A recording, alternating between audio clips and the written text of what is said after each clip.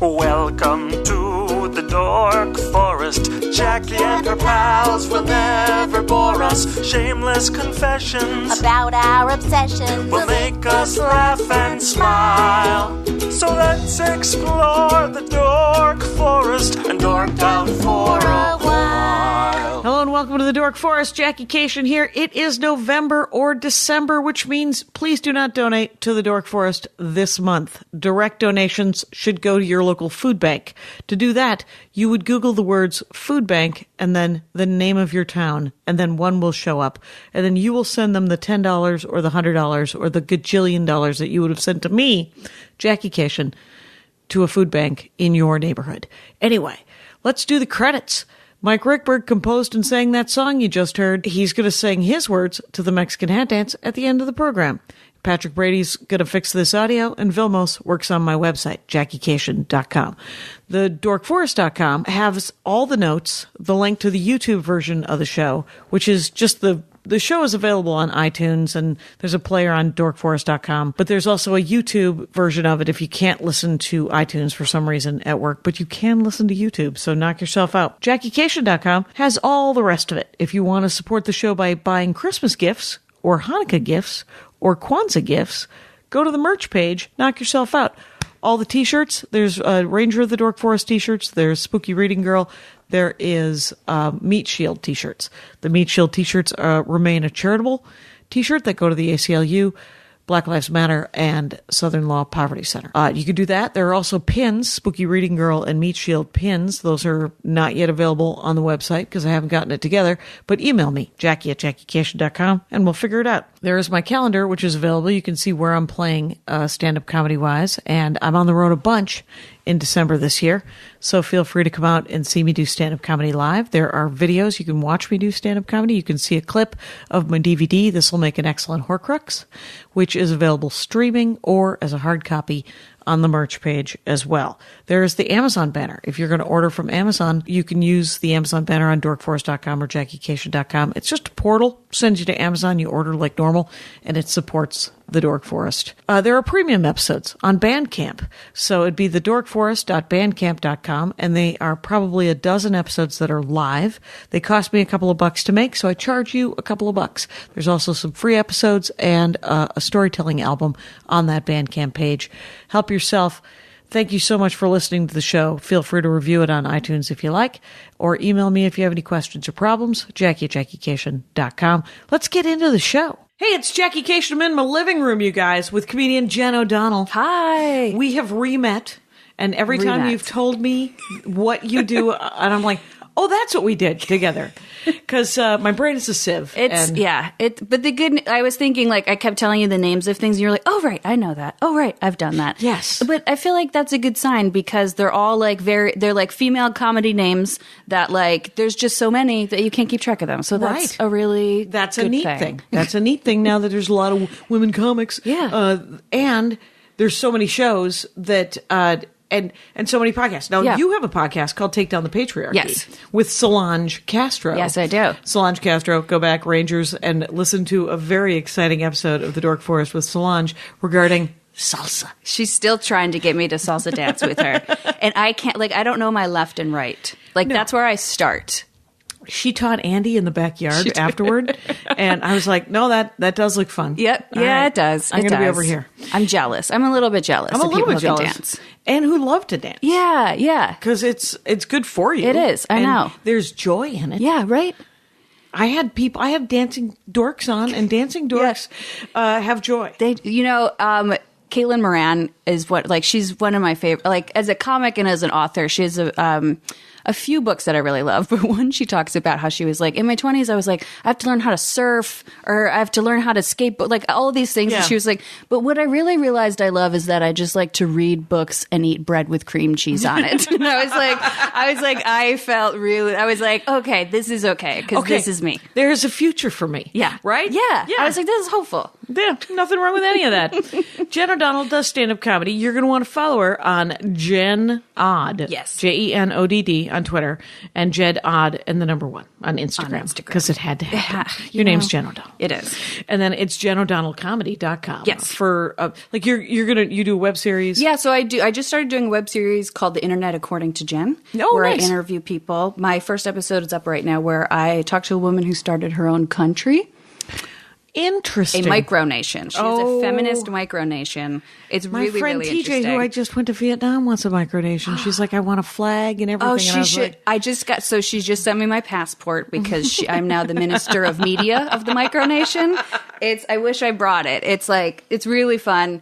But I talked to all kinds of cool people. So I've got a bunch of stuff in the can, and I'm releasing that all through. It's called The Internet According to Jen, and it's on JenO'DonnellComedy.com. there you go. And then you do a stand-up show monthly that Yes. I've done. Yes. And it is called The Ladies' Room. Yes. Ladies' Room at 3 clubs. It's super great. It's all female lineup. Yep. And we've actually got our 2-year anniversary coming up, where our all-female lineup of comics are all comics who also run shows with all-female lineups. Right. It's the Women Who Book Women show. Exactly. And if you are out there, gentlemen, thinking to yourself, well, there's no men, those are the rest of the shows. That's the rest of the show. You're good. You're good. And also, you are the reason- invited to the ladies' room because you need to hear things that we have to say. Right. You come to the shows for sure, and you should. But it's always like, yeah, you're already doing it. It's the reason that it's a freak show and that we have these things is because there aren't enough. Yes. So that's why that's why you're surprised that there are enough women comics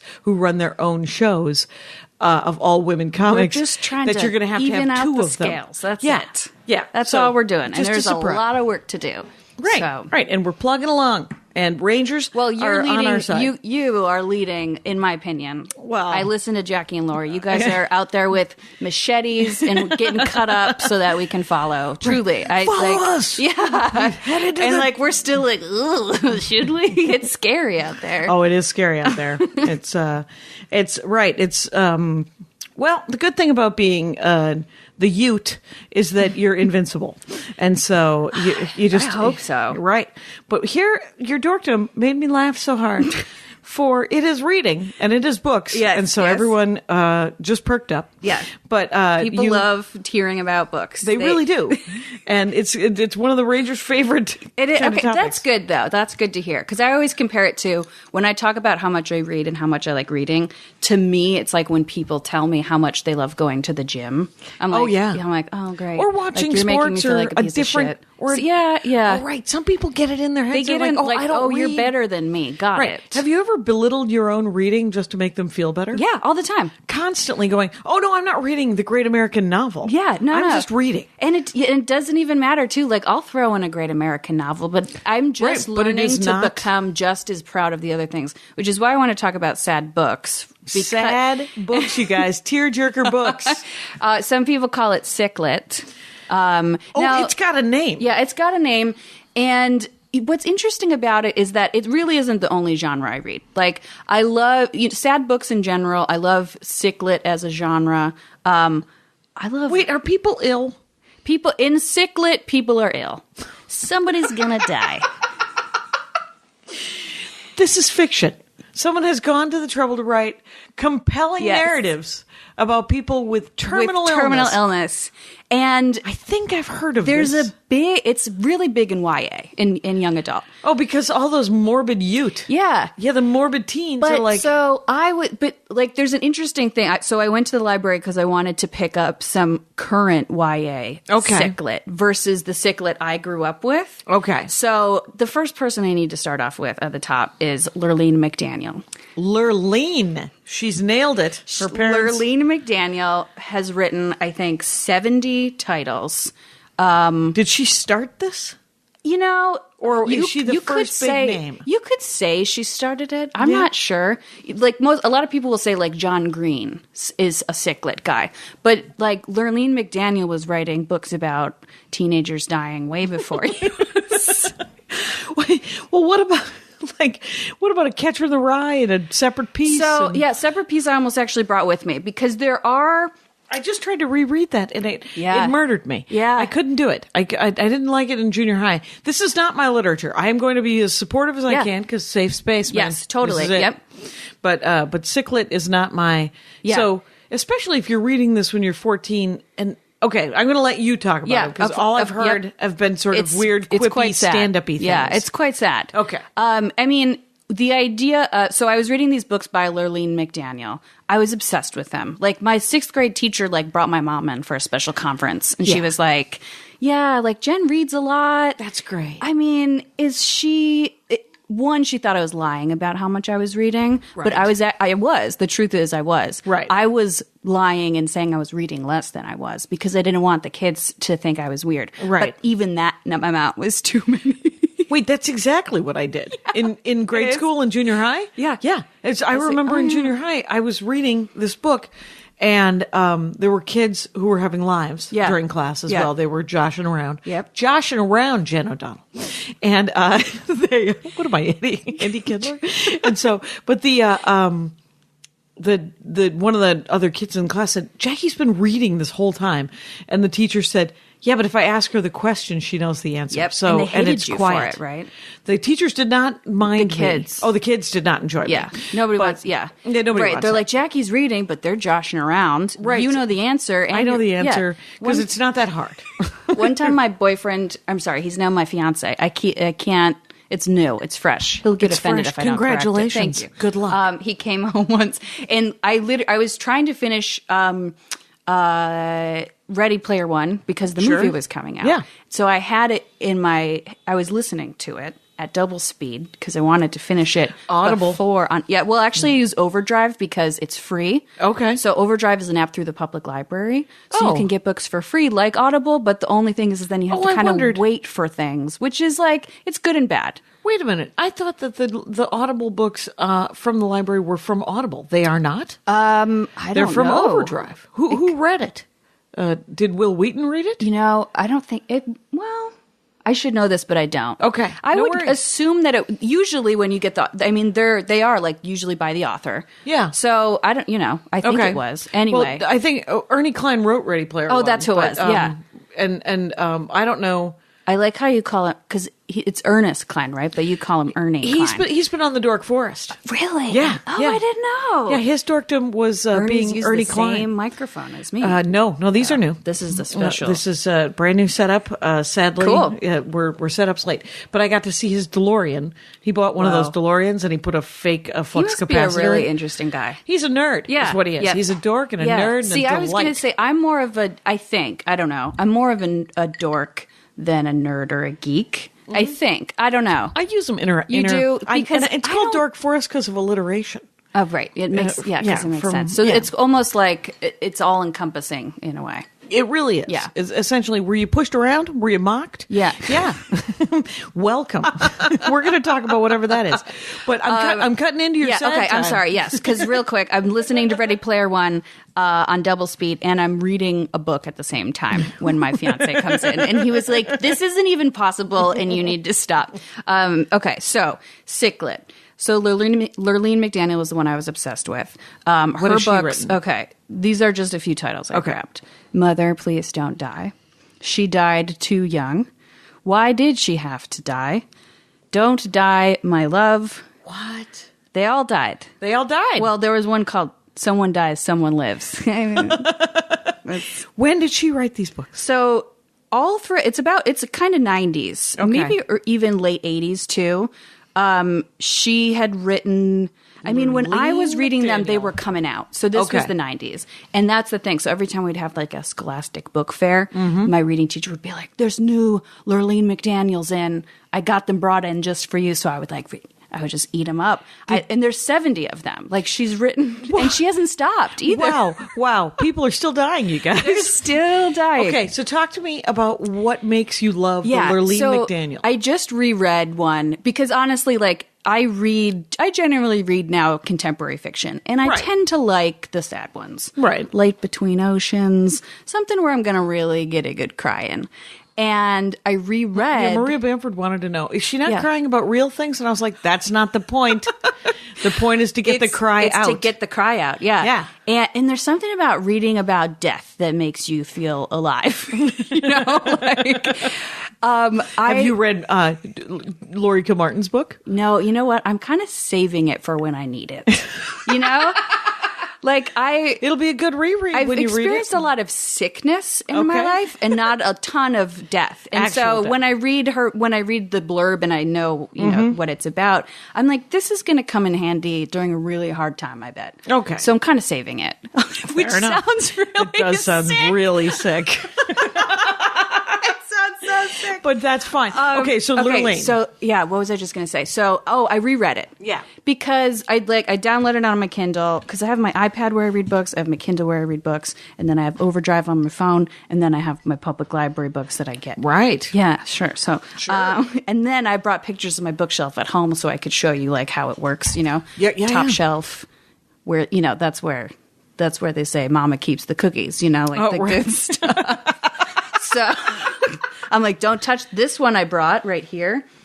This one is a top shelf book because this is the one from my youth that like when I read it, I was like, someday I will write a sad book. It was this book. It was this book. Yeah, this exact book. And this copy. And of this exact book. copy. When I found it in my like This old is a stuff, novel by Barbara Park. Yes.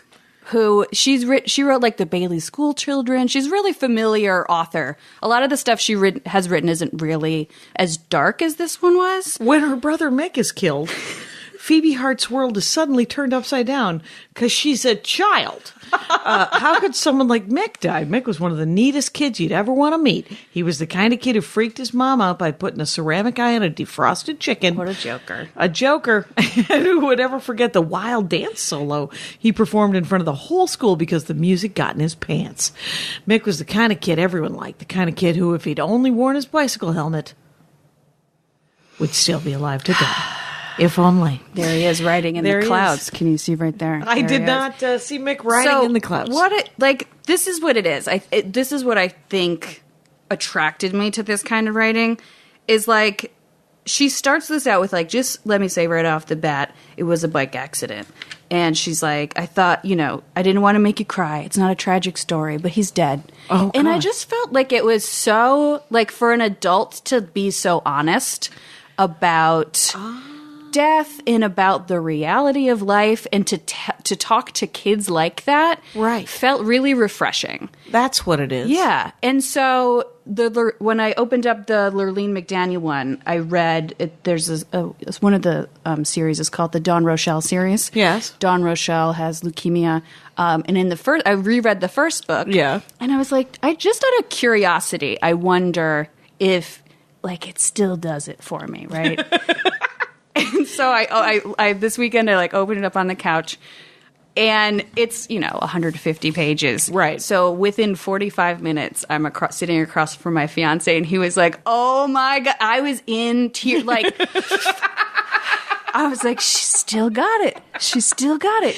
Right. And it's a reread. Yeah, and it's a reread, and it's for 13-year-olds, and Right. I'm 32. Right. I think Right. 31. Yeah. And so when I was reading it, the thing that I was reminded of was Mm-hmm. how refreshing it was when, like the girl finds out that she's sick. They talk about what leukemia is. They talk about what the treatment is. They talk about the other kids who are sick. And then she goes back to class. Yeah. Where nobody understands, and she still has a crush on this guy, and she still Well, doesn't life goes fit in. on. Yeah.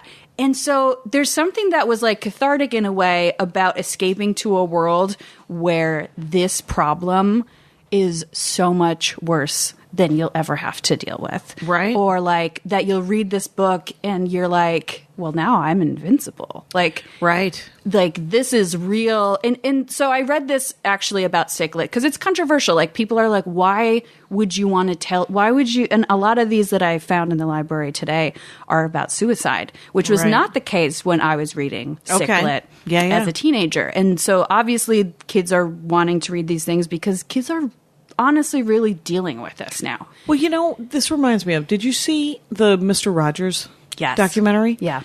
What the scene that blew me away, and I saw it on the Oh, back I of a think chair. I know exactly what you're about to say. Okay.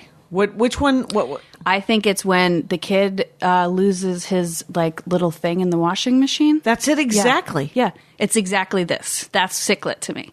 Is when he raises his hand and he's like, but his little toy that like lost his limbs. lion. He asked this question to Fred Rogers and is like, but will that happen to us? Or no, he didn't even ask that. Fred knew that's what he was asking. It was a test because the toddler comes up to him and says, the ear fell off my lion in the wash. Yep. And Fred fucking Rogers said to him, isn't that weird how that sometimes our toys will do that in the wash? But how interesting is it that doesn't happen to us? Yeah. And the kid's eyes got huge, and he's like, my arm doesn't, and he runs through all the parts of his body that he knows of. And then that group of kids let Fred into the circle. Like like, this guy isn't going to lie to us. Yeah. Or like, this guy is just going to talk to us like people, and maybe there are some kids who you can't talk to like people. I don't know. There are some adults you can't talk to like people. But good for Fred Rogers. Yeah, right. And good you know what? That actually, because I've not been against it, but it's clearly wasn't written for me. Yeah. And it's not, and I've already dealt with my suicide and death issues. Yeah. But kids haven't, so I suppose. Kids haven't. Yeah, so the thing I read, because it's controversial, I read an article that said that basically with Ciclet, what it afforded a lot of people is the training wheels of dealing with real life, because they compared it, this isn't my real comparison, but they compared it to like going from Narnia to Stephen King, because that's really, for a long time, that's what you would have to do. Like there was books for kids, and then there was that dealt with the real, that dealt with bigger worlds. And then Stephen King was where you would jump to. So it was almost like training wheels in a way. Yeah. What this is, like, it's like, these are things that can happen. Right. This is how they're dealt with. And And the thing is about fiction, I think traditionally, for me anyway, I mean, I don't know. I don't have the English degree to back it up. But is that it does make you get to live choices. It's fictionally, you get to go through other people's lives, and you're like, well, I wonder what I would do. Would I be like the hero, or would I be like the coward? Right. And how did the coward deal with it in the end? Yeah, you're troubleshooting your life. Yeah. And that's what I got, I think, and that's what stories maybe are for. Yeah, I think so, exactly. Huh. And it was such a blip, but when I was about like 11 or 12, they had found a tumor on my head. And like I knew what they were talking about, but like I was a kid to them, Right. So when I saw like the words oncology at the hospital, or like when I saw, and I knew like, it was a very quick little blip, but it was I think it was like one of those moments, and everything was fine. They did You lived? Yeah. Here I am. But I think it was one of those things where you, as a kid, I don't know. I think there are a lot of kids out there that people don't talk to and really bring in to tell them what's going on. And I have nieces. I'm from Buffalo originally. And New York? Yes. Excellent. Buffalo, New York. All my family's back there. Mm-hmm. My nieces are, now young adults. Yep. So I don't know. It's really important to me, I think, to talk to kids. I send them books all the time. Yeah. And I've told this story before. I used to send, I used to read everything that my nieces and nephews were reading so that we'd have something to talk about besides a TV show I didn't want to watch. Yeah. Yep. And, smart. And so I ended up reading a fair amount. I read the Dragonlance series. Okay. I'm not familiar. Which is, it's essentially, it's just, sword and sorcery. It's a D&D. Okay. So it's sword and sorcery, adventure stuff. The first 9 are written by a couple. 9? Yeah. Interesting. Right. And the following 10 are written by just they were like, we're done. And the publishers were like, we're not. So yeah. I wonder that, like, I wonder if you really get pigeonholed, is what I imagine. Like, is Lurleen McDaniel in her basement right now just like... I can't kill any more kids. I can't kill any more people. Yeah, but there's plenty more if you still want to kill kids, is the thing. Right. Now, this one is not supposed to be in here. This is just a book I got from the library. Actually, there's 2 like that. Okay, so these are the new ones. So these are the new ones. There's a lot of that, like, If I Stay, so I pulled this one, If I Stay, and The Fault in Our Stars because they made movies out of both of those. Oh, yeah. These are pretty like young adult I've canon heard- at this point. Yeah. So I mean, they really what I think is really interesting. Have you read them or seen the movies? Yes, movies and read for Okay. both. So something that I thought there's an interesting, in some ways, in the world of romance, because I think that the things that women are interested in reading and that the things women are voraciously reading just like don't get a fair shake because they're women's interest. But the truth is that what they are is contemporary fiction that tons of people are reading, that tons of people are trying to get their hands on, but they're just considered these kind of like niche. They're lesser. Yeah. For all women's literature has been considered lesser forever. And it's in some ways, to quote, I can't remember if it's Merry or Pippin from The Lord of the Rings. Sometimes it's nice. It's good to be overlooked because in some ways the literature could develop. I mean, there's for years, and we've had this conversation with other guests where the legitimizing of different genres, right? There's the legitimizing of science fiction. It is now a legitimate, considered a classical, something that is real. Right. And the same with, to some extent, to mysteries and thrillers. But it is also considered a little bubblegummy. Yeah. Right? It And popcorn stuff like Jack Reacher and sort of mercenary cop vigilante. But I think like that idea of it being bubblegummy, like I think of science fiction. I just read that like paleontology is experiencing like a golden age because of how many people who came of age during Jurassic Park. Yeah. And so, yes, it's like, okay, so you have this like science fiction story that inspired real world things, right? But in these quote unquote bubblegummy things where people are troubleshooting, like emotional and mental health. Like that are considered women's interest in bubble. Like, I'm like, if everybody was as interested and aware of this, it would solve a lot of problems. Right. Like I had Al Madrigal on, he was talking about the Jack Reacher novels, and he said it was a great way for him to deal with his anger issues. Oh, interesting. Right. Yeah. I also have an unsubstantiated belief that all guys who are huge fans of the Hulk are dealing with anger issues. I mean, because they're it's too always easy. mad. Yeah, They're always mad, and when they aren't mad, then they're Bruce Banner. And when they are mad, they're the Hulk. Yeah. And they feel out of control. And you're like, well, you got to read something besides the Hulk. I was then. like, I feel like we need to like organize like a big book exchange. Right. There is one. Yeah. They do one? Yeah, Todd Mason's already doing that. Okay, No, great. no, I but love there's- that. Yeah, it's great. I'm busy, so I just like I can't. I can't buy the domain. And well, in Goodreads helps too. Actually, It does. that Yeah, app is actually. So what we were talking about earlier, where I have here you'll love this. So I have kept a list since honestly this was since like a really bad breakup was when I started it. This is a list that I've kept on a Word doc of every book I've read since 2014, and I highlight the ones that I extra love. Oh, right? interesting. Yeah. That you genuinely enjoy. That I genuinely enjoy. So when I was at, and I think this is when we actually met for the first time, Emily Heller's Retirement Party for Men. Yeah. Andy Erickson, who's a comic, told me. I had no idea what Goodreads She was on. She talked about unicorns. Oh, I love it. Why wouldn't she? She would. Exactly. Yeah. Love her. She told me about Goodreads and she was like, yeah. And then you go out and you write all the books you're reading. And there was my whole soul, immediately was terrified. I was like, people could see everything I'm reading. Yes. This is exactly what I'm going through. Yeah. Because I love Goodreads, but I don't put most of the romance novels that I read in it, which isn't fair to the writers. No, I was just thinking that I wasn't going to put that I had read Lurleen McDaniel's book because I was like, it's embarrassing. But you know what?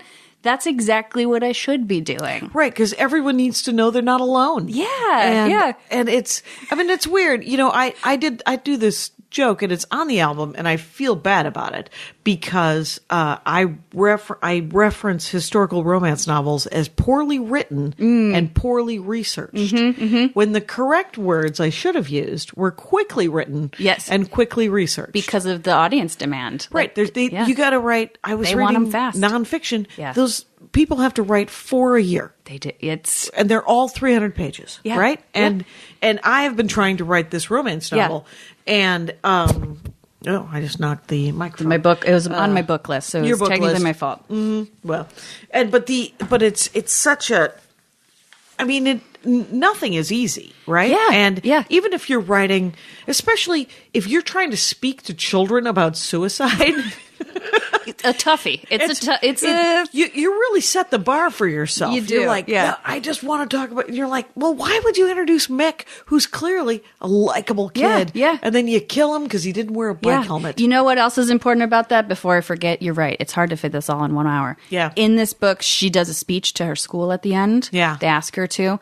And she basically writes this really, really funny little speech where she's like, this is this little bow tie that Mick got for his birthday. He said it made him look like a dork. This is this thing that his mom got, or that our mom got us for Christmas. He said it made it look like a dork, him look like a dork. Then she pulls out his helmet. Yeah. Still in the box. The whole audience knows he's dead. Everybody gasps. Oh my God, I just got goosebumps. I know, right? And she's like, this is his bike helmet. He said it made him look like a dork. And I was like, it just like blew. It was like, I don't think I felt like that again until I watched Nanette. I was like, I have been through on a ride. Yeah, that is I mean, Yeah. that is, everyone, I don't know what, like, here, I grabbed a romance novel Yeah. that I just read. And This is one that I would read for Christmas time because I just picked out this one for myself because I like to pick out some holiday reading. You like to This pick up one's a little holiday? Mr. Dickens and his Carol. And his carol. So Yeah. this is not a Yeah. Christmas Carol, which I Well, read for the first time like 4 or 5 years ago. I'm listening to the audiobook right now Nice. because I thought, let's redo it for the season. But honestly, the audiobook's like, I regret not just reading it because Yeah. there would be words in there that I'd be like, oh, let me look that up because I don't understand. Where we've actually heard A Christmas Carol a lot. Right. So, Right. Yeah, not an issue. So I picked this up because I thought it might be fun. But this is a charming, comic, ultimately poignant story about the creation of the most famous Christmas tale ever written. I read it in a couple of Ebullient, Ebullient. I've seen it written. What a blurb one word. Gajillion words. Yeah, good job, Anthony Dorr. Oh, he Christmassy wrote, Gulps. What did he write? All the light all we the cannot. light we cannot see. Yeah. I read that one. Oh I my liked God. it. Yeah. You really will Yeah. read. I mean, the thing is as I'll read almost anything, but you, I think, will read almost anything. Oh, I really will. Yeah, it's pretty amazing. And even so this book, This you just is finished actually this? novellas. I don't actually like Oh. short stories or novellas very much. Okay. A lot of people, this used to be something I used to say. Yeah. There's two kinds of people in the world. People who read novels, people who read short stories. People who read fiction, people who read nonfiction. But now I'm trying to be all of those people. Yeah. I want to read nonfiction. Yep. I want to read what is considered to be sort of the classics and well-written Do literature. you know what one genre I love, I think, more than anything is essay collections. Oh. They are, I mean... Like Sedaris and... Like, Sedaris was what first got me into the essay Yeah. collection. Sloane Crossley's a female writer who's almost like Sedaris feeling, who there's one that she wrote called, like, I Was Told There Would Be Cake. And it's on my top shelf. It's like a book that really inspired me. Like, Yeah. And I've written, like, I, spent a couple months once just writing... or compiling essays that I'd written. Like, it's Yeah. a dream in a way, Right, to be one of those Yeah, people. yeah. I've thought about it too, because a lot of stand-up comics, their memoirs are those things. Yeah, right. right. There's a ton. Like, I Yeah. read How to Be Black by Baratunde Yep. Thurston. Yeah, I'm trying to think of some really good ones that I've. Did you I read haven't written that. Kamau's new one? No, I haven't. Kamau's is essentially, it's sort of it's autobiographical. Yep. That's what those essays can be, Yeah, right? that's what I love about 'em. W. Kamau Bell's actually is him learning just sort of how to be, what being him is like, which is what I think all of these things are. Yeah. And I like Sedaris, but I love Sarah Vowell. You doing any Sarah Vowell? Which one would I have read? I would recommend Assassination Vacation to start out with. I don't think I've read that. And The Wordy Shipmates, they're best as audibles. Okay. In Yeah. Overdrive. That sounds like a good time. Yeah. Okay. So here we are. Mary Balogh, Balogh, Balogh. Now, she has written probably it's got to be 60 books, and they're all historical romance novels. Oh. But they're not necessarily historically accurate. So it's a certain genre in the romance industry that I don't know, because that's what the book I'm writing is going to be in that genre. Is it? Okay. Yeah, because I've accidentally written myself out of a job, by the way, because I can't do the Audible because I can't do accents. But Maria might do the. That's fun. Yeah, which would be funny. Yeah, and then she said she'd do it, but they haven't contacted. Yeah. So Mary Ballow always has, and this fits into the sadlit or the sicklit, because every single time somebody's either got a limp or they're recovering from the war, polio or something. Right, their little brother has Down syndrome, or some other sort of mental illness, but they're made of love. They're made of love, or they're super short, or they're super tall. Yeah, or there's some physical trait. Yeah, there's often ailment. There's an ailment or a physical problem. Yeah. Oh, right, like Beauty and the Beast. Like one guy got a thing blew up in his face, and then other people look like angels, but they're wounded. Their souls. Are wounded. Yeah. And what they need is a lady or a man, depending on. Sure. It's almost. I don't know. I think it's entirely heterosexual, her romance novels. But she has the person lure them to their hand like a baby bird with seeds upon their palm. Which was in movie Beauty and the Beast. One of my favorite. Beauty and the Beast is one of my favorite Disney movies because of the book stuff. I skip to the part where he gives her the library every time. That's all I care about. I like the first song and then the library song. Yeah. I'm good. I'm in. So I worked in and still work in reality TV development. I did a project with romance authors. Okay. And it's like when I had learned about the world, it really blew my mind. And the women that I talked to and the things that they were telling me about this stuff that they were writing, they really took me through the process of like around 2010, 2011 is really when like 50 Shades of Grey had first come out. And all of these women were in their basement, like churning out these books, right? And then sending them to publishers, and they would be like, there's no audience for this. And then at the same time, it was like lightning struck because you could put up your self-published book on Amazon. Yeah. And these women went from being like an X-ray technician to having $10 million in their bank account in a month. Right. And then the publishers were banging down their door because they were like, oh, we're sorry. Hey, come back. Please come back. And then from there, what I think is so interesting about that world is that and I don't know if things have changed so much, but like, I love the idea that anybody who believes there's an audience for the things they want to read can find that audience. Right. Like there is nothing makes me sleep tight at night like that idea.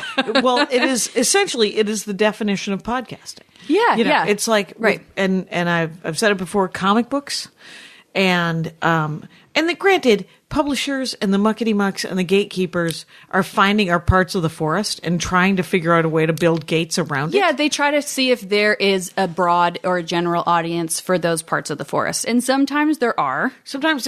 And sometimes they're like, we'll come to us and we'll do it like we've done it for the last 400 years and you'll make even more money. And you do and you don't make the money. Right.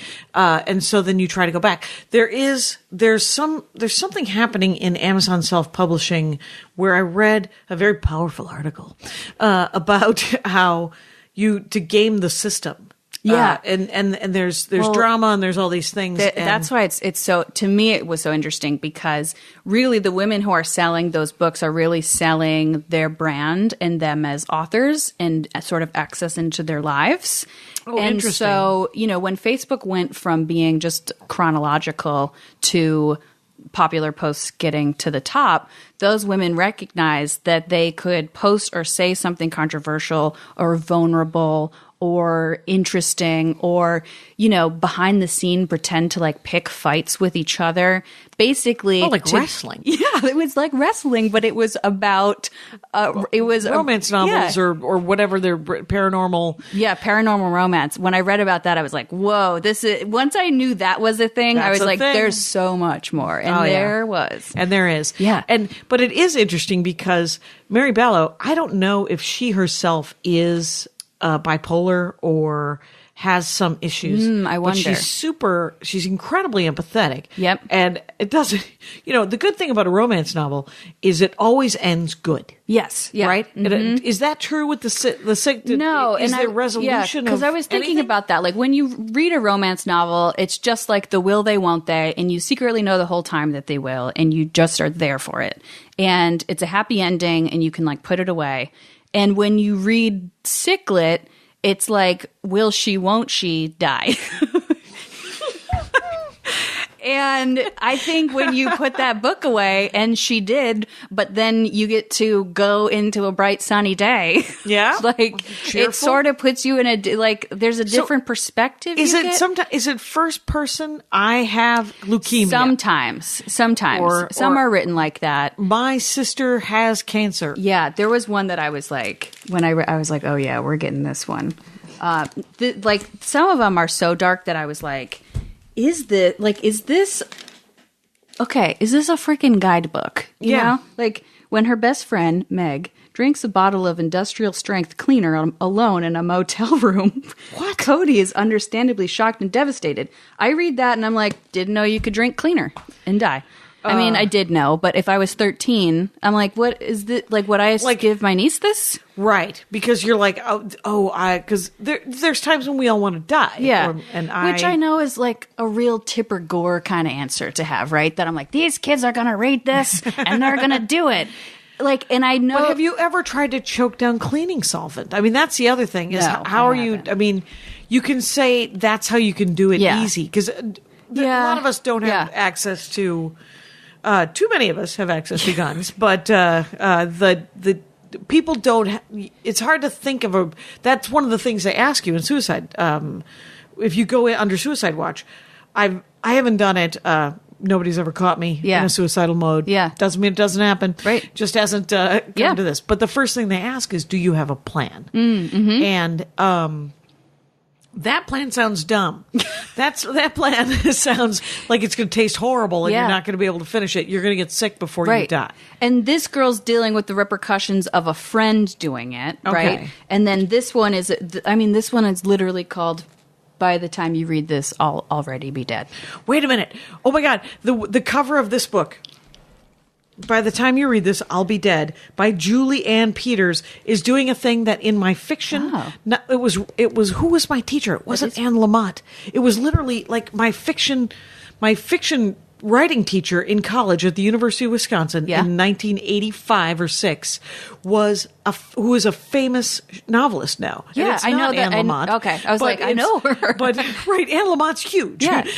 But she's like that, but I can't remember. Okay. Because I can't remember anything. By the way, I'm sitting with Jen O'Donnell. Intro. By the way, Jen O'Donnell, just so you know. My ad. I'm about to do an ad.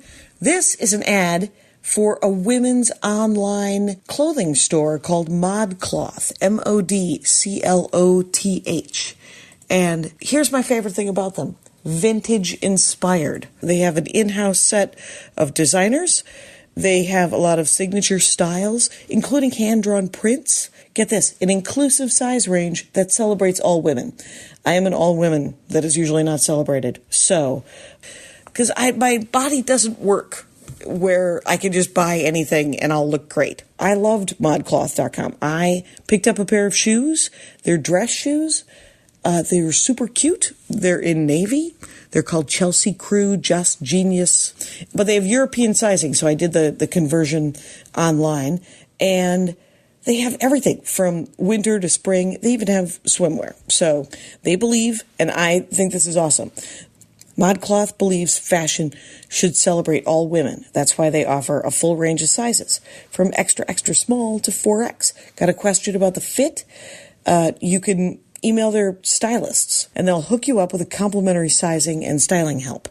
So, to get 15% off your purchase, go to modcloth.com and enter code DORK at checkout. They even have accessories and gifts. It's a one-time use. Anything over $100, you get 15% off the whole order with code DORK. I, myself, picked up a cute top and a pair of shoes. All right, let's get back into the show. I have this to say about by the time you read this, I'll be dead. The way it fades to the bottom. I mean, brilliant. In 1985, my fiction writer said, please, no suicide notes, because I get sad for you and I get worried about you, and I'm reading this on a Friday night. Right. So, and other than that, do not fade off with your writing where it just trails off. Because you've killed yourself. It's the ellipses of a line. This is the graphic embodiment, literally, of that. I mean, Exactly. my boyfriend who does graphics would look at this and be like, "Oh, that's clever," But Nope. But I mean, Don't do it. Dark, super dark. By the time you read this, I'm dead. Yeah, that's a lot. I have a thing that's a little less dark. Okay, but it's still about Sicklet though. So, okay, this is like so niche and stupid. I think you'll appreciate it. Maybe like 8 years ago, some guy I follow on Twitter, his name is Kerry O'Donnell. There's no relation to me. Oh, interesting. He's very funny, and I don't even know what his Twitter handle is. I just remember that his name is the same as mine. So he had this tweet, and it just like killed me. And a friend of mine, I sent it to her, and it just said, I just sort of fell into Jodi Picoult. Like, there's something that's so amusing about that to me. So we've just like been texting each other this like tweet for a very long time, right? Who's Jodi Picoult? Okay, so Jodi Picoult is an author who's written hundreds and hundreds of books. She, like My Sister's Keeper is probably, that was one that was made into a film. Okay. But Jodi Picoult is really like your, who's like a grocery store novelist. Jude Devereaux. Yeah, like Whatever the you'll gold see 'em. embossed like letters. Nora Roberts. Nora Roberts. There yeah. you go. She's sort of like almost like a Nora Roberts type. Okay. Jodi Picoult is, and so How do you spell her last name? Picoult. I'll see it now, I'm sure. Oh, you're about to. So so my friend and I text each other. I just sort of fell into Jodi Picoult all the time. So one year for her birthday, and I still send these. Also, she's not going to listen to this podcast because I'm not going to tell her to. Right. She doesn't know that I'm the one sending her these, but she does. Oh, she's got to know. So I made a fake email address called the Picoult Cult, and I have and I write a fake newsletter that I send to her every once in a while. Yeah. From Jodi Picoult, but it's not. I mean, like this is just like some of her titles. You know what I mean? And so I brought some of my newsletters because I know that she won't hear me say that I'm sending the Picoult Cult. One time I signed her up for her birthday. Happy birthday. Congratulations. You're now in Cult Classics. I just like keep making... You keep making up more. Yeah, and or more. like whenever she's sad or something, I'll just like randomly send one. She knows it's me, Right. Cult following, Cult Classics. I have a friend Sometimes Jodi Trivia I'll send on. I have a friend who will Venmo somebody. Oh, I love that. 10 cents. Oh, that's... And then well, write on it, use the $7,000 to get out of jail. Or like literally will troll them. Yeah, in publicly. In public. Yeah. Oh, public it. Just for fun. It's a great joke platform, Venmo. People don't take advantage of it like they should. Right. Venmo is actually more fun to read than Facebook. Oh, I love reading Venmo. And my scroll. fiance will we don't put anything publicly ever. And because I'm like, this is really like, do people realize how much people look at this? Or are we the only people who are looking at it? Is that like... No, you're not the only one looking at it. I love it. I think it's great. That's fun. Yeah. So yeah, I send my Picoult newsletter if you would like to sign up for it. Kind of. What is her? So what does she write? The Jodi Picoult. Sicklet is one. Like she's handle with care. Yeah, she's like, there's romance for sure. There's a lot of, it's kind of just contemporary fiction. It's not one that I like. She isn't somebody who It does. And I don't want to sound like a snob, but like I'll read some of her books, but I'm not like. You're not going to read all of them. Yeah, I'm not going to read all of them. Well, and that's the thing is there's books. I just tried to read. My mother-in-law was getting a lot of free books at the Cancer Center. Oh. Speaking of Sicklet. Yeah. And they were just in baskets. And so she started reading a bunch of new authors, including like Goonie Bird, like weird Janet Ivanovich. A guy named James Patterson. Oh, yeah. And so she gave me, like, I have a stack of books behind you on the back of that thing. Yeah. And they are, and she's the one who got me into Jack Reacher. Okay. And so I'll read, and who is it? Rob? Yep. JP Rob? Yeah. Something. There's I one of see those. it. Over So James Patterson, I don't know if this is true, so I'm going to say it. I read that or maybe I heard on a podcast that he basically has like a team of ghostwriters, and they're all women. Yeah. Which I think is so interesting, because if any of those women were like, "Here's my book, here's my proposal," they'd be like, Nope. Yeah, that's one of the things that irritated me about it was the one that I tried to read of his. It was co-written. It said James Patterson and whatever, some woman. Well, that's good. At least she got her name in print. Well, and he always does that. It was like, because he just wrote a mystery novel with Bill Clinton. Yes, did you see that? Yes, I did. And but I was reading it and I was like, oh, I think he's.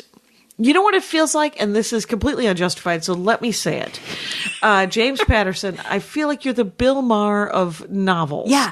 Where you always have a woman open for you because you want to say gross shit. Yeah. And do follow gross her and show her up. Yeah. And hope to. Well, I hope to. Well, you're going to get the chunk of the bigger money. Yeah, you're going to get like that good meat. The bulk of the money. Yep. You're going to get the good spot. And because there was a woman on the show, You'll look good. You'll look good and be able to say anything. Because you're like, look, I'm working with this woman's willing to work with me. Yeah, she's doing it.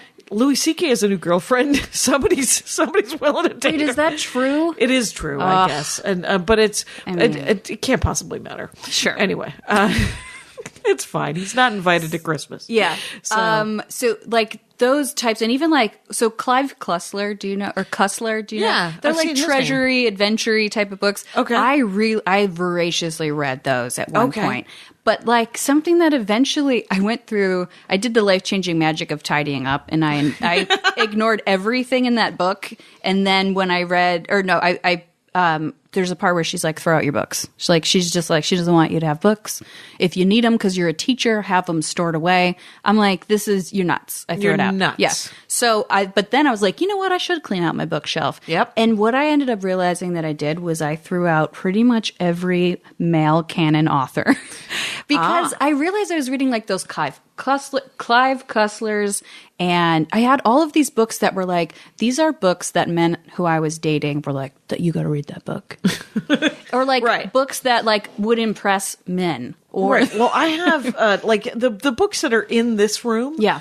Are mine and Andy's. Like that's all comic books and trade comics and stuff. But this is classics. What's left of what I think might impress somebody I read in college. Yeah. And you have to have like your trophy books. Yeah, right. That's what I was going to show. I have to show you my my bookshelf picture. Oh, you brought some bookshelf pictures. Yeah, Good for you. Good for you. I don't know how much time we have. Well, it's visible. You know, we get about 10 minutes. There's always time for a bookshelf picture. Right. But so it was so tough to me to say like, will I ever want this book again? And I try not to be very precious about it because I got rid of a bunch of books. It's a hard thing and I to took do. them to what was really offensive is that I took them to the Iliad to sell them back, and they didn't want them. And I was like, well, snobs. Somebody would. Yeah. And then Andy has been trying to cull his comic book collection. It's our comic book collection, except for that I'm not allowed to touch it. So it's got to be his comic book collection. And there's 6,000 comics in this house. And that's impressive. It's a lot of Tinder. Yeah. And but he went through and he's got like 500 comic books in a long box that he's willing to sell, and he's like, these are all full series, they're worth something, and he doesn't talk like this. Yeah. But here's the thing. Listen up, this is really sweet, this is really important. Awesome. And so we took it to our comic book store, and the comic book guy was like, I'll give you $30 for the entire box, and he's like, I just want $100 in comic book credit. And Carl couldn't do it. And he was couldn't like, do that. Look, because he's got a gajillion comic books. Yeah, So I know. It just seems unfortunate because it's like, somebody out there wants that. Yeah. And so I've been thinking, Jason Van Glass, he went through it and he was like, yeah, it's worth about $30. I'm sorry. And he noodles around the internet. He's a comic. He noodles around the internet looking for, that's what he does for money. Like he buys and sells stuff on eBay. Okay. And so he actually knew right that they were only worth exactly. He's got like the time and the energy. He's getting paid literally to do that. But it's a whole, and then you're like, so one of my favorite things, I don't know. I think most branches do this, but the Mar Vista Library, that is my Yes. library, where I watched the Insight Land this morning. What is very that? exciting. So the Insight mission left from JPL, from the Jet Propulsion Laboratory okay. in May. My name was on it. You can put your name on it. Jen O'Donnell. yes. Did you get Jen O'Donnell without a number after? Were you the only Just Jen O'Donnell. Congratulations. It's the only one. I know. You got into the good early I could ground. probably come back and do a amateur space dorkdom. Sure. Like I have my pen right here for the Insight. But so I went to the library, one, because I needed to get these books for this podcast. Right. And because they were doing the Insight live, so you got to see like the live landing from JPL. Oh, that's and they had cool. a woman who used to work for NASA just like there. And everybody who showed up Was it a Michelle woman. Thaler? No. Because she's done the Dork Forest. I grabbed her card. And Roseanne was her first name. Roseanne was her first name. As some of Andy's friends are genuine rocket scientists. Yeah, I mean, and they work at JPL. Does it blow Yeah. your mind to talk to these people? Yeah, because yeah. I turn into such a freak. Like I Shut up. I do. I turn into such a freak, and I like want to know everything. And I'm like, I hate when I sit down. Like when I go to Buffalo, my family's like, "Tell us about comedy. How does it?"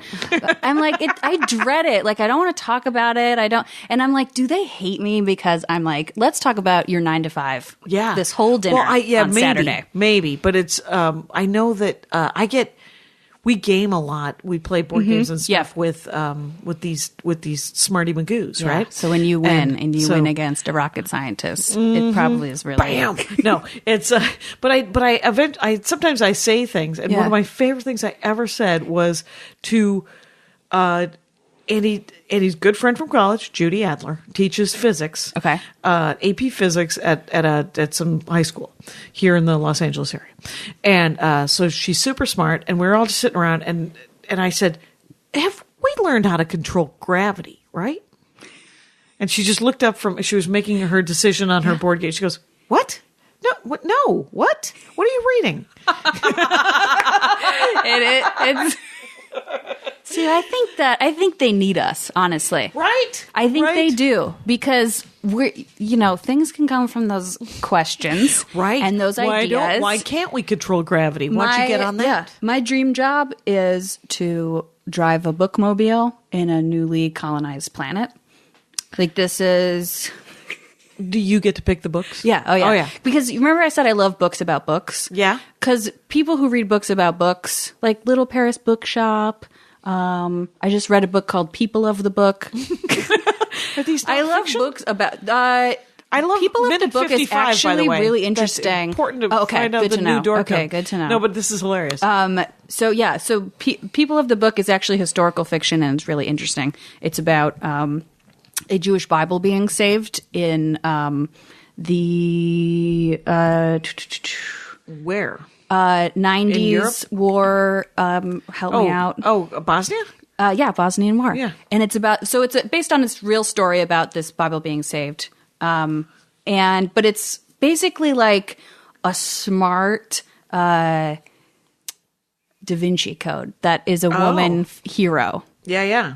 I just finished it. Well, it was one of my recent ones. Yeah. So I love books about books, and I love the idea of like Little Paris Bookshop is one of them. Like, what's that? Prescribing books. So I love Paris because I'm basic. I am a little bit basic. Oh, I've been And trying to go to Paris for 1,000 years, and I've never been. I want to go. It's like It's Paris. I haven't been. I mean, I've been twice, but I haven't been anywhere else twice. If that. And it's like a bookshop on a river. Okay. And the guy, basically the idea is he's a pharmacist, but for books.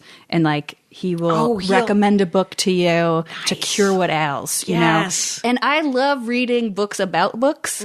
And so things like that, where there's like a certain reverence for books within a book, it just makes you feel understood, I think. Right. It's nice. Yeah. All books. I mean, if you find the right book, you feel understood for almost the first time in your life. You do. And Yeah. it's weird. It's why people love authors so much. Right. And probably Yes. anthropomorphize them. Not that they aren't They people. do. I mean, have you seen Misery? It's like, I also love libraries to be around books. Like, Yeah. have you been to the Central Library downtown lately? or at all. No. It's like, it's a place I would recommend, especially like I'm freelance right now. Yeah. And like, I'm like, maybe I'll go to an open mic tonight and maybe I'll try to do something today besides apply for a job or like do something that I don't want to do. And like, you go to a library and there's something about it that just like is so inspiring because you're like, I'm around all of like humankind's greatest achievements. Or crappiest. Yeah, and that's the best. It's everything. That's the best part. Yeah, is that it's you're like, I don't want to know what your favorite NASCAR cars are, but there is but a it's person there if you want to find it. Yeah, there's somebody I remember. When I was little, I was like, I'm going to read all the books at the library. Oh my God, I said that once. Yeah. But I said I want to read all the books in the world. In the world. And then when I went to the Temple Library in Dublin, I said this to one of my friends, Kelly O'Brien, also from Buffalo. I go, when I was younger, I thought I could read all the books in the world. And she whispers to me and she goes, but now you realize you can't. But no, then she goes, because they're all in different languages. And I was like, yep, that's why. That is also part of the problem. That's why I can't do it. I couldn't even read all the books in the library in South Milwaukee, Wisconsin, because a lot of them were about cars and I didn't care. Yeah. Have you been to that library lately? Yeah. Well, no, actually not in probably 10 years. You should go back. Yeah. I went back. So I grew up on an island in between Niagara Falls and Buffalo. What? Grand Island, New York. Okay. I took one school. My mom's a lunch lady. One hotel, my sister runs it. My brother drives the snowplow. Like it's a small town. Yeah, it is. One library, and I went just to like look because I was like, these are the books that it's like the same librarian. Apparently, what I had looked at or what I read into is that you can donate books to your library. Yeah. So I went to check out their feminist section to see what they had. Didn't have a section. No section. So, well, it's just, I don't know, maybe people go to your hometown, look at that library and see if there's something to... Like if there's a gaping hole that you might want to fill. Yeah. And with anything. Race car feminism. Race car you could feminism. Write that. I'm going to write Could that be. book. There's a race car ladies. There's women there are. racing cars. Yep. I can't remember her name. Danica Patrick. There you go. She has a name. Jen O'Donnell, let's just remind people real quickly here. It's Jen Odd. Jen Odd on Twitter, JENODD. And then Jen Odd 1 on Instagram. The number. JenO'DonnellComedy.com. Right. I have a podcast called Take Down the Patriarchy with Solange and Jen. I have a monthly all-female stand-up comedy show called The Ladies' Room. Here in Los Angeles Here at in 3 Los clubs. Angeles, 3 clubs. And I have a web series called The Internet According to Jen. That is going to be available at your it's on you'll website. find it on my website. I put it on YouTube. Disable the comments so that 14-year-old boys don't tell me to die. Right. Who needs it? You know what though? You could recommend a book for them. You could be a pharmacist. I could. Here's a book. It's called book How to about- Kill Yourself for 13-year-old boys. That's awful. I don't mean to. I mean, No. Everyone knows that you do not seriously wish. I do not. Death But upon I 14. could. How about a bar of soap? How about that? Here's some soap and a book about how to talk about emotions. Your own mouth out and then read this. And all right, I this type think of thing. we got through all my. I had some history about the public library. We probably won't get to it. And I will. I'm going to show you some books when we hang up. Yeah. But when we hang up, you're right in front of me. But under the mistletoe, Mary Ballow, I will say this is that always a crier, and then at the end of it, they both figure out. I mean, and the way she writes is so deliberate. Yeah. That when she writes sadness, you're like, okay, that's the tiniest fucking misunderstanding in the world that's been blown up into something enormous. Yeah. And then the resolution of it is cathartic. To this day, it's cathartic. And I read each and every one of those, and I thoroughly enjoyed them. Yeah. And she's speaking that truth to us. She's speaking the truth to us, and she's usually a good sport about it. She wants, most of the romance novels I read are just about how, hey, why don't you not be a dick? And it's like, I don't like, there's romance novels where you're like, oh, I fell in love with this dick, and then he's going to change because of it. Yep. And then always when they do, you're like, oh, I did not enjoy that book because that guy is not changing. Yeah. Because he is a human. Yeah. And then when they don't change, I don't like it. Right. Then you're because- like, I don't want her to end up with him. Why did I had hopes for you. Yeah. And then is there a sequel? Yep. Where she gets What's to meet next? some perfectly nice man who's just living his life Yeah. and doesn't want to hurt your feelings. That's one of his whole things is he doesn't want to hurt people's feelings. Wow. And I've just described Brian Regan. But isn't that such a that is women's fantasy? Yeah, Like, to some extent. Yeah, in a way. I mean, just like a man And who a has lot of- emotional intelligence is what we're writing romance novels about. Yeah, which is why a lot of guys read romance novels too, because they're like, Oh, I didn't know You know that." what? Yeah, there are actually a lot of men who read romance novels, and because I've been looking into this more and more, Yeah. and I'm really hoping writing this romance novel doesn't ruin romance novels for me, because I would be genuinely, because I get tend it. to read them in spurts, Yeah. and then I read other kinds And of it's your books. escape. But And- now it's like a job or like a task. It's a task, Yeah. a job. And I've been reading so much romance novels since Captain Knobjob got put into office that I'm like, it's lasted longer than it's ever lasted before. Oh, like the streak has. the streak has. To get, because you're like, this is what I used to get through. Still not through it. Still not through it. Yeah. And I'm like, well, I'm kind of exhausted. All this Yeah. love. Yep. And May I recommend? some people Some dealing sickness. with death and illness.